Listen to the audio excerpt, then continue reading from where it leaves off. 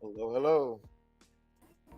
Hey everyone, it's good to see you, Ron. Where are you calling in from? I am in Columbus, Ohio for both Pride, first and foremost. And then, secondly, there's an event for both Pride Fund, which is an amalgamation of socially impact slash DEI focused investment, and Loud Capital, which is an extension of it, but more on the VC side, less socially impact, more streamlined, institutionalized VC. Both have events that correlate with the gay pride here, and I was swifted away by Sarah Letterman of Three Plus Ventures. She's the GP, good friend of mine, and she's actually we're sharing the same room. She just left the room. So yeah, both Pride and VC worlds combined. That is awesome. That's awesome. Someone brought you. They brought you across the country. It sounds like. When there's Wolf Star, which is a kind of like a connected character between both Loud Capital and Pride Fund and a lot of Midwest venture capital firms. Um, Wolf is one of those people that if he says be at 4 p.m. somewhere, you will go there regardless of context because the context doesn't matter. Magic will happen, and I'm saying it in the best way possible. So, him and Sarah and one other person told me you need to be here in Columbus, Ohio. I'm like, it's the middle of the week. There's a lot of other things to do, but because the three of you said me I need to be here, then I need to be here. And yesterday proved it, and then some. It was a room full of all the people you would think do all the greatest thing in VC world, but for DEI, without the DI being the focus, but rather doing well and good at the same time. It's amazing. And I can imagine that being in these spaces where you can feel comfortable, accepted, and then most importantly, drive business is checking off three boxes. 100%. Like the entirety of yesterday was just kind of like an exercise in affirmation, backwards to forwards, up to down, sideways. It was every single person understood the language of capitalistic DEI, for lack of a better term. And then on the other hand, they're literally investing in that. They're investing in the future of what would be a very, very different venture capital landscape. Wow. And that's a large topic we'll be talking about during this. Thank you all for joining Pride in the Workplace. This will be a panel, a conversation about what it means to bring your full self to work and recognizing the LGBTQ community as a special part of Pride Month. And I'm sure we can all agree that a month is too short. Um, we, what are your thoughts? Just initial thoughts on how might we be able to show more respect and recognition for Pride throughout the year? That's a really in general, living in San Francisco. So real quick about me, I'm an expat Israeli. I lived in San Francisco now officially 20 years as of mid-May, last mid-May. And there is the beginning of Pride 20 years ago was very much the alt culture slash counterculture of what Pride parades usually were, at least initially speaking. And then over time, of course, that this incorporation, pun intended, of the Pride parades and the floats became more and more about corporate. Now, of course, you can be either eagerly against it or eagerly for it or somewhere neutral in the middle. And I'm neither of those three, and I'll explain. The fact that we're homogenized enough for corporations to feel the need to put a logo that is the gay pride flag on their icon for an entire month is my definition of progress. Now, do the organizations do enough in the rest of the year to account for that? Some do, some don't. But at the very least, there is a conversation. And rarely in my life, especially at this point, did I not meet a good conversation didn't start from lip service. Lip Mm. service, as fake as it is, starts the entirety of difficult conversations. So the long and short of my idea of pride where it is now, it's a difficult conversation. For some of them, it's still lip service. I don't mind it's a month. I don't mind it's a logo, but it's a wonderful place to start. Absolutely. It's this idea of a seat at the table. Whether it's a stool or one of those high bar stools or a pogo stick, Lord knows, as long as there's something where you can have a voice in a conversation, it's a great start to things. And this is a great start to the panel. Lorenzo Tione is here, and I would love to bring him up to the stream. Hey, Hello, Lorenzo. everybody. Hi, Ron. Hi, Michael. Hey, Hello, happy Lorenzo. Friday Eve. Yes, doesn't feel like it, but yeah, Where are you calling in from? I'm in New York City. I was actually stuck in the subway, so sorry for being late. No worries. This is unique. I know, Ron, we last met in San Francisco. Lorenzo, I've seen you've been able to travel the world, but we're all here on the East Coast. Couldn't love it anymore. Yeah. Oh, there you go. There. Columbus, Ohio for Allowed Capital and Pride Fund, Lorenzo. That's the event here. And Sarah Letterman from 3 Plus Venture dragged me here. And of course, Wolf as well. So I'm like, there is no way I can say a no. So here I am. That's awesome. Awesome people all around. So say hi for me. Absolutely will. Your name came up at least 3 times in conversations yesterday, very favorably, of course. We're all doing the same thing. We're all looking at the same horizon. It was really kind of shocking in a positive way to Michael's question in the beginning. Venture landscape is waking up to the fact that inclusion means a whole lot of pie for a whole lot of more people on all sides. And the A in ally when it comes to LGBTQA really does shown in spades here in Columbus, Ohio. It was really nice. Really, really nice. Thank you. And here would love to just jump to introductions. We have a great list of questions that we'd like to ask. Of course, welcome to the Pride in the Workplace panel. This is a conversation style, 40 minutes that you can pop an earbud in and hear about the latest trends as ways to support your friends, colleagues, and coworkers. We have here featuring Lorenzo Thione, the managing director of Gaingels, one of the biggest LGBTQ focused angel groups in the world. Outside of just investing and supporting founders of all walks of life, color, size, shape, you are a Renaissance man, a managing producer of Sing Out, Louise Productions, and co-founder of The Social Edge. It's clear that you found a way to both mirror your life, your passions, and your career with the support of others. And we thank you for joining, Lorenzo. It's a pleasure. I'm glad to be here and glad to be here on Pride Month. It's a moment for all of us to both be celebrating and introspective and see what work still needs to be done. And I'm happy to be a part of it. Likewise. Great to have you. Ron Zakay is joining us as well as a serial entrepreneur, venture partner, and ecosystem builder. He's been able to work with the largest companies and startups in the world, including Deal Engine and much more. It's clear that you have not only a focus on supporting founders from an investment and advisor side, but your previous work in nonprofits show that you have a level of philanthropy. All of us can agree to that when thinking about how to best support people from marginalized backgrounds. Thank you for joining us. Thank you. It's funny, Lorenzo and I go way back, and I always consider Lorenzo a very, very wonderful voice of advisory and mentorship. So somebody when calling me advisor or mentor, I'm like, I learned from so many better, greater men before. Lorenzo is one of them. Awesome. And in light of Pride Month, it's important to share who we are and our diverse perspectives in the room.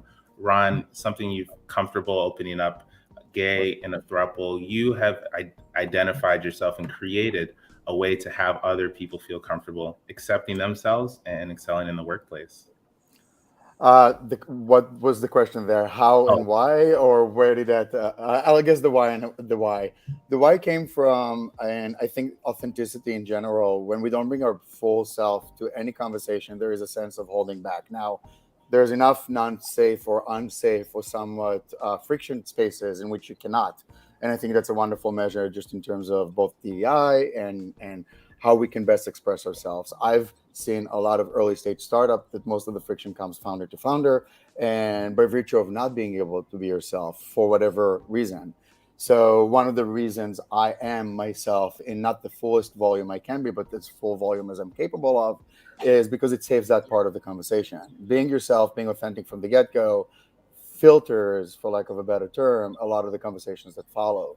So being in a throuple, being in a gay, openly gay person, whatever the conversation is, if the friction starts right there, I know that there is an element of either discourse or dissent that probably will not work best down the road. So you think of it as a very, for lack of a better term, again, effective way to filter out what could be a negative conversation down the road, and also what could be an allyship right off the bat.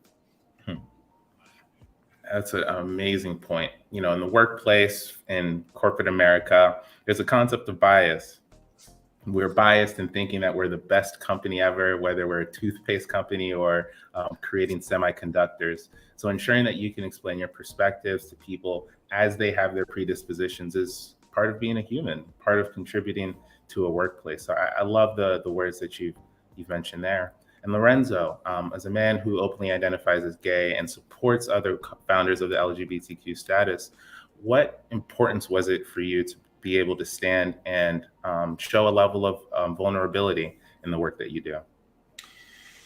Yeah, I mean, I think that each one of us has work to do in embracing vulnerability. I think it's a lifelong sort of quest. It's not, it's not only specific to one aspect of our personality. And some of us may feel a lot more vulnerable in certain aspects of our life that has less to do with those that other people feel vulnerable, be it sexuality, relationship, or even, your sense of security in your job, in your profession, your professionalism. I mean, it's about really the idea that we can all be better humans and connecting with each other when we let our guard down and let other people in. Ultimately, I don't think I am any better than anybody else at doing that. It's just so happens that I think I saw my identity as an LGBT member of the LGBTQ community as a strength first, and a weakness or sort of a liability only in part and second, and in relationship to specific people I was in the room with, right? So you first and foremost kind of like really understand how do you surround yourself with people that elevate you, that support you, and not that bring you down. And then in second aspect, I really thought when I first started working on an organization like Start Out, which puts together LGBTQ founders and entrepreneurs to learn from each other and connect with each other.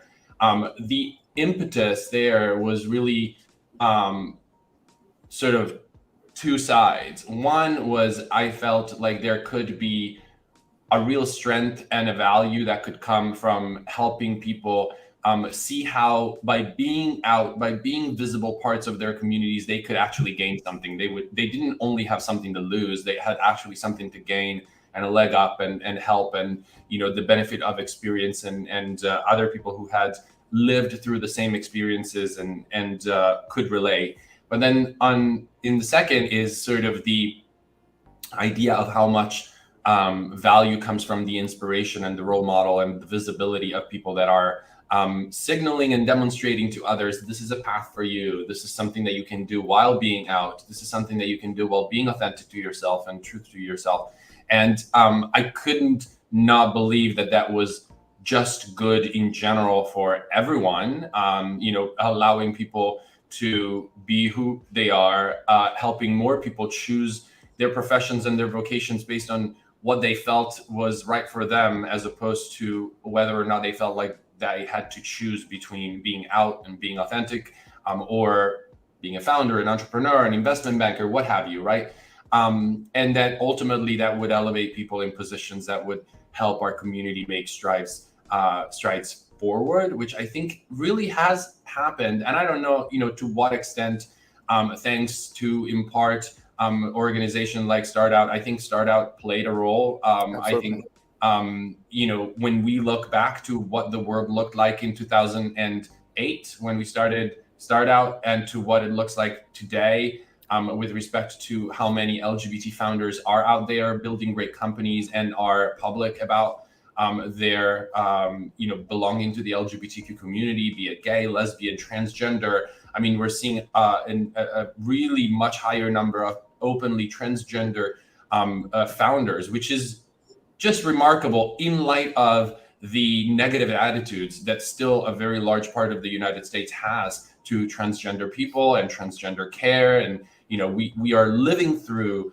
the fight for transgender rights, and yet there are people who feel supported and elevated by organizations like Gaingels and Start Outs and whatnot, to actually take that quote unquote risk, but also see the value that comes from the support of the community. And guess what? That helps more people see transgender entrepreneurs and founders, much like anybody else, building great companies, building great value. That is just ultimately, the reason why we do the work we do.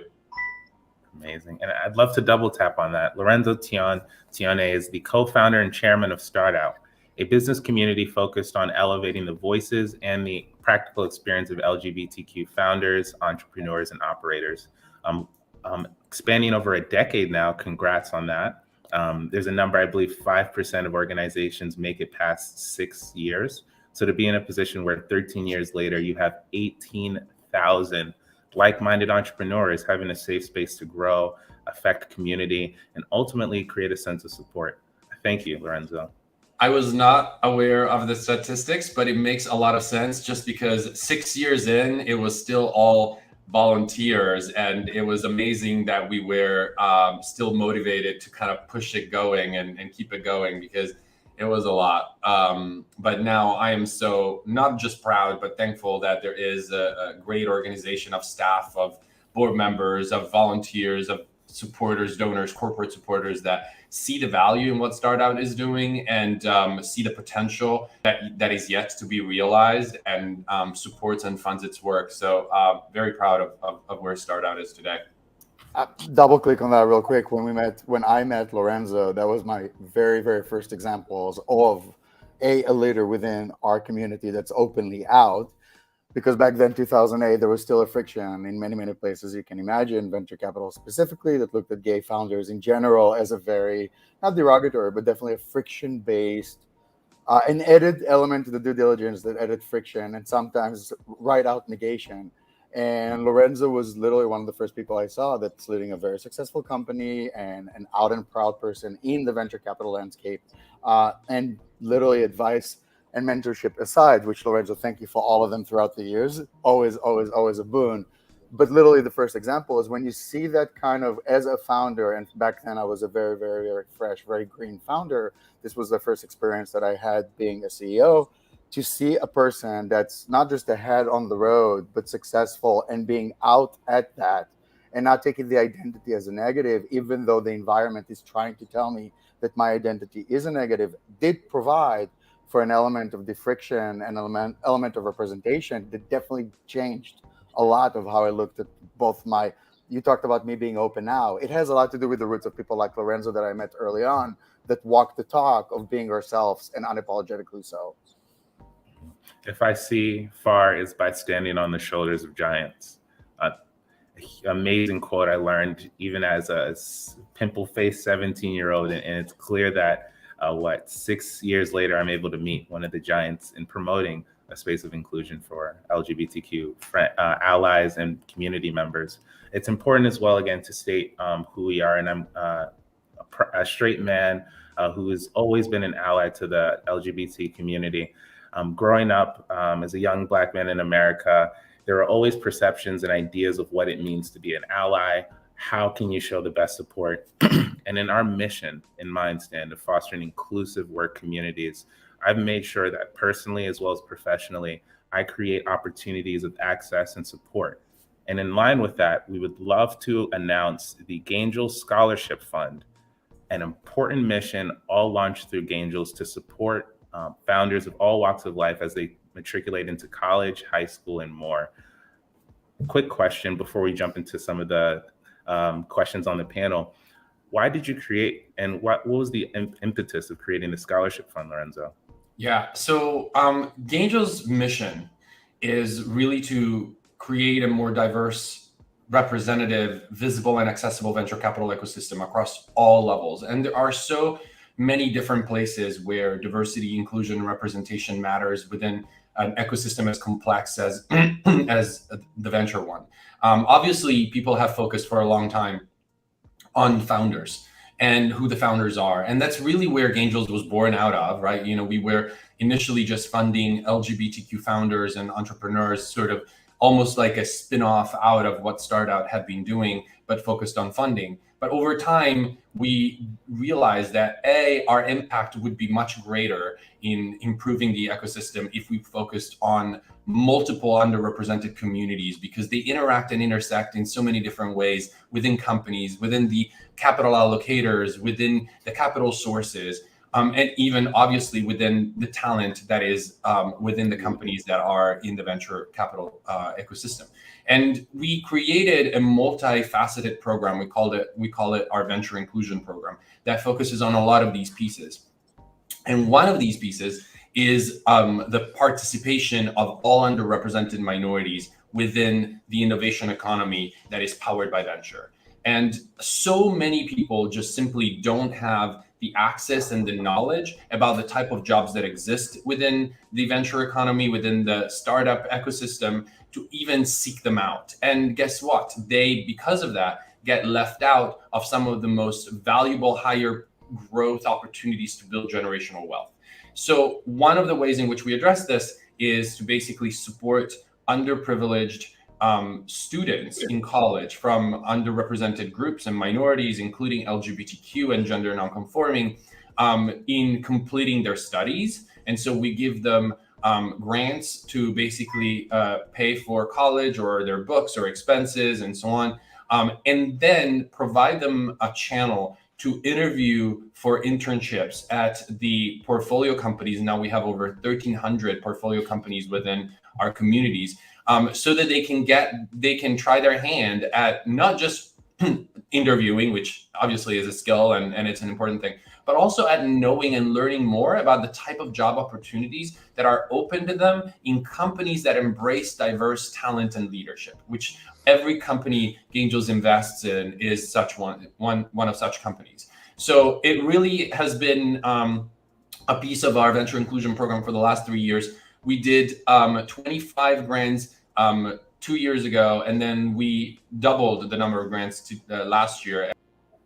Intend to double it again this year. So hopefully with the help and contributions of donations and contributors, this is a fully 501c3 sponsored operation. So all contributions are tax deductible, and they go directly with minimal overhead to fund students' grants. Awesome. So startups, I see we have members of SHRM on the call as well. I know you just got your tax returns. There was a hassle filing your taxes. So get ahead of it in 2023 and please donate to the Gaingels Scholarship Fund. Excited to announce MindStand, a startup in which we're growing at a pre-seed level. We'll be making a donation today to the Gaingels Scholarship Fund. It is so key that not only supporting students with these funds, but the special idea of connecting your vision and mission of supporting founders to direct talent that are looking for opportunities to grow. In the Baltimore presence, we can speak towards Venture for America and its global presence. EcoMap, a company that was recently raised its seed round and due in part by Gaingels. It's clear that there's a track record of when supporting founders of LGBTQ communities will result in a general positive, not only for business, but for the lives of people. And a quick question there is a quick anecdote, a story. Lorenzo, please tell us one of the people and experience you had in creating the Gaingels Scholarship Fund that really spoke to you. You know, we have so many amazing stories from our students and grantees that actually have gotten a scholarship grant. Many of them have actually recorded videos and testimonials telling us how the grant that Gaingels made was instrumental to for them to not have to get yet another job to actually pay for their expenses and their schools and focus more directly on their studies. And we've had at least 2 that I know of, students from last year's that actually have interviewed at our portfolio companies and ended up getting full internships and then jobs at our portfolio companies, including one that actually interviewed for an internship at Gaingels and then became part of the team and the staff at Gaingels itself. Excellent. Thank you. Thank you so much for just creating these opportunities. And again, for the people who are just joining, welcome to the Pride in the Workplace panel featuring global venture partner Ron Zakay and managing director of Gaingels, Lorenzo Thione. Pride, it's a central topic in our world and how we interact today. Pride is a way to describe someone, a way to identify and understand people's internal motivations and identity. But inclusion Inclusion brings in this idea of community. It's the communal acceptance of one's individualities and allowing them to succeed and express themselves in their workplace today. Ron, Lorenzo, what does inclusion mean to you? Ron, do you want to go first? Sure. I'll go first. In the last 3 years, I got acquainted with this idea of behavioral psychology in the workspace, specifically around organizational development, which is in larger corporations, but in startups, it's a little more intimate. And this idea of who we are is identity one, how we are in the workplace is identity two. For underrepresented, overlooked founders, it usually creates a dissonance or friction of what we can be. So my language has changed significantly when it comes to pride, between this distance between this first identity that you allow yourself to show to the world and this hidden identity that you need to, so to speak, code switch. So pride for me specifically really became this almost a parameter, a data parameter of how this startup behaves and how can people be proud to be themselves with least and least friction in their workplace, and how does that play out in the dynamic both in the workplace and then externally outside of the workplace if they do anything outbound. So for me personally, pride really became a factor of how good is this company as a whole, as a culture, at allowing people to be proudly themselves. That's what I now take pride. But again, it's from the very, very specific bias of looking at how early stage groups, because it's always small teams, it's always intimate, and I have a very early stage startup bias towards almost anything. How do they interact with each other to bring the best of one another? And that, of course, opens the door to, am I myself with editing? Am I myself with editing that hurts me? Or am I myself fully and allow myself to be empowered?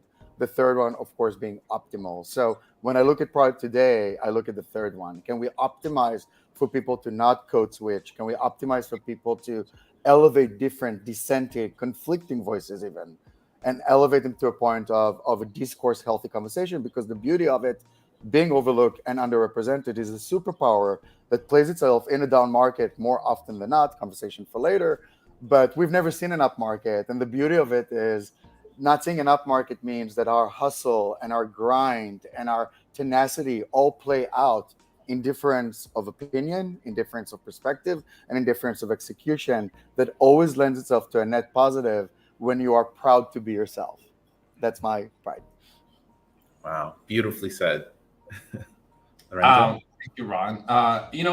The way that I look at inclusion, I think people say diversity is giving people a seat at the table. Inclusion is making sure that they get a chance to speak, and that they feel like they are being listened to. And the reality is that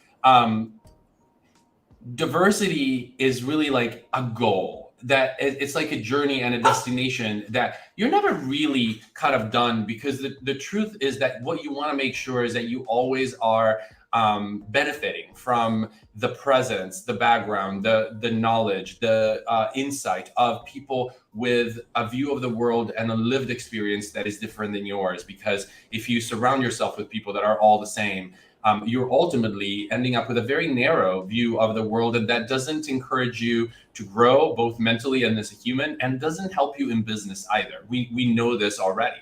And so the way that you get there, the way that you get to a truly diverse organization, one that makes people feel like they're part of something no matter what, is through inclusion. And basically intentional and relentless, relentlessly making sure that people are finding space, that space is safe for them to bring their entire self. Yes, exactly. Vernay is awesome, by the way. Gaingels is partnering with the Vernay Myers company to provide a lot of her content and her company's content to our portfolio companies, because it's really, especially when it comes to these trainings that we've always done, we do it every day and so on, actually bringing content that is informative, engaging, and sort of up with today's problems and issues. I've actually experienced it as a trainee, and I've really enjoyed and loved what her company actually has been doing. So very, very excited that Gaingels is partnering with Vernay. And it's absolutely true. It's how you get there, and inclusion is this intentional exercise to making sure that people, no matter what, they are not left out, they're not made feel less than, they're not subject to implicit bias, microaggressions, all of these things that are they don't always come from a place of negativity and malice. They come from sort of almost reflexive behaviors that we have as human beings, of letting our instincts and our kind of short path circuits to actually take over, and in making assumptions, decisions, going towards where it's safe. And when we do, we don't realize that we are othering, creating these spaces in between. And so we just need to be reflective, being aware, and being inclusive, means being intentional around making that space for others. Thank you. It's a clear theme between the three of us that inclusion happens when it's a byproduct of a kinetic force. It's a byproduct of doing things and being intentional about the standards, the morals, and the expectations that you want to create within your organization. And again, we've all been talking about this topic with a certain level of fever before the headlines, before the movies, before the TV spots have opened up. I'd love to know from you in your careers, how have you implemented inclusion within the lifespan of your career? Lorenzo, please go first, because your resume on that is extensive. Sure. I mean, I've found myself on the side of realizing I had made mistakes as well. I remember starting my first company and being hyper focused on what was right in front of me, and building a product and building a team. And the decision that seemed the smartest one at the time was always hire who you know, hire the people that you've worked with in the past, and do that sort of expanding from your team. But if you do that, and you do that with your immediate first 5 people, and then each one of them does the same thing, then guess what? You end up with a whole lot of people whose experiences and identities are not very dissimilar from one from the other. And so one day you wake up and you're like, oh my God, what happened? We didn't mean to do this. How do you fix this, right? And so that's fine, meaning it's okay to make mistakes and realize that you've made mistakes, but then you have like all this backlog of work to do. And instead, it's way better to sort of being supported and intentional from the beginning. And in a sense, Gaingels, from the very get-go, basically positioned itself as a partner to each organization we invest in, to make sure that those mistakes aren't made. And we invest in companies that show diversity and inclusion as part of their DNA from employee number 0, and companies that are in the position where my first company was when I first realized this. And they said, oh, please help. We've gotten to this place and we don't know how, and we need help, right? And so making sure that we provide access to pipelines of talent that are just not known or accessible or easy to find for our partner organizations, connections to organizations like StartOut and TransTech and Out in Tech and Black Coders and Girls Who Code. And there are so many organizations that are coalescing that talent and that want nothing but a channel to basically give great opportunities to their constituents, to their communities. And then sort of do the work of connecting companies with experts, people like Vernay, but there are many in our network who do the work with companies day in and day out to help them design internal practices around meetings, around job descriptions, around things that people don't really always think about, but that actually can have an impact at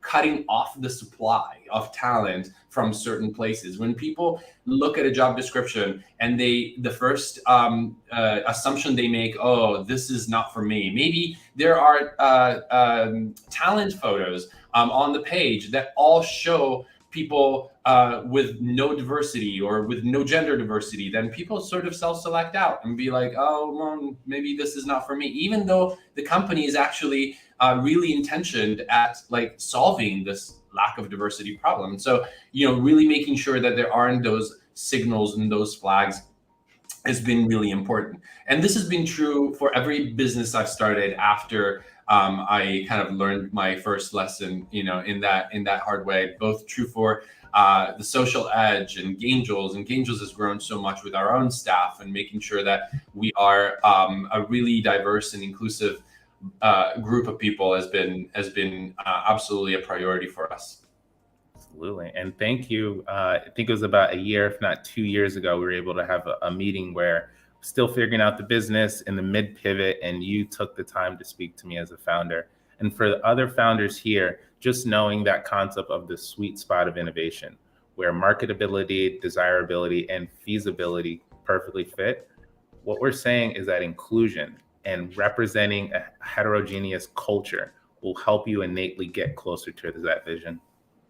Ron, please, would love to hear about your career. I love the mea culpa element of it. So the mea culpa for me is straight the easiest one, because it was a part of a lot of conversations yesterday, specifically around venture capital and theses and how we approach as investors or as founders. For me, mostly as founder first. Yesterday I said too many times, and I'll repeat it, I used to wave flags and I used to wag fingers by virtue of just seeing how much contrast and how much friction comes from the quote-unquote regular world. As I grew up, as experience, as more notches came under the belt, the reality kind of sunk in, which is never, it's easy to blame systems and it's easy to blame environments for being either closed network or the friction network or a very specific network. And for that network to, like Lorenzo said, I in my first startup, I hired people that were easy for me to hire, people from my school, people from my class that were very much representative of the normative state of the demographic, racial, or wealth class. And that being the case, obviously has alienated a lot of the people I could have worked with or opened the door for. Now, fast forward to today, that waving of flags and waving of fingers, when I looked specifically at venture capital, the big realization was all system optimized for the least amount of friction and the most amount of gain, and nobody should be blamed for doing so. All of us want levers of influence that are impactful. Therefore, we will go for how we can be the most impactful for the least amount of friction.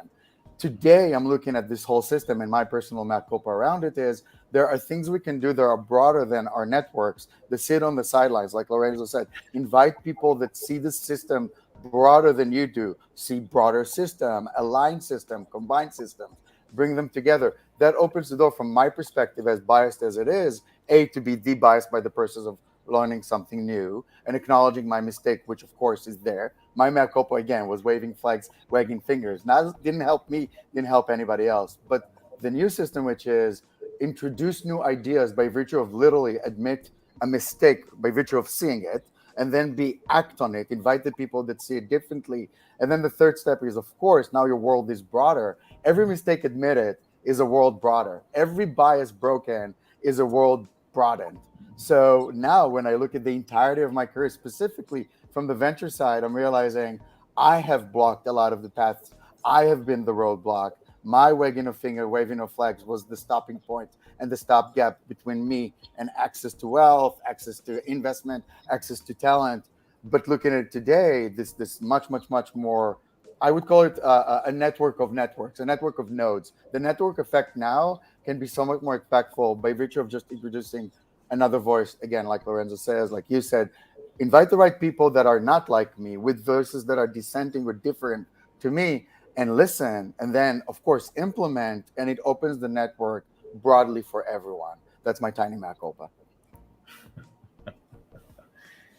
This has been so inspiring. I'm sure everyone here can agree, from the stories to the tangible steps, being intentional, showing up for work, and understanding that in you being around biased people, you're de-biasing your internal perspectives and opinions. Thank you so much for joining the Pride in the Workplace panel. We will be closing this out in about 2 to 3 minutes, but I have one question. Call it a bit selfish just because I think I can get a really good response out of you guys. But what's one thing you wish you knew 20 years ago in your career?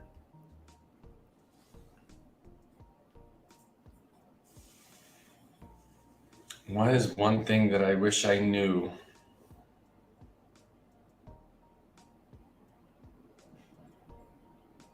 I mean, it's not going to be very helpful to you all, but I wish I knew how important sleep is, because I was not sleeping very much. And life completely shifted when you actually make room for true rest and sleep. And, the last 5, 6 years have been completely different for me, as I just really learned a lot more about the fact that not sleeping is not a superpower, is actually, taking years out of your life and making your performance worse.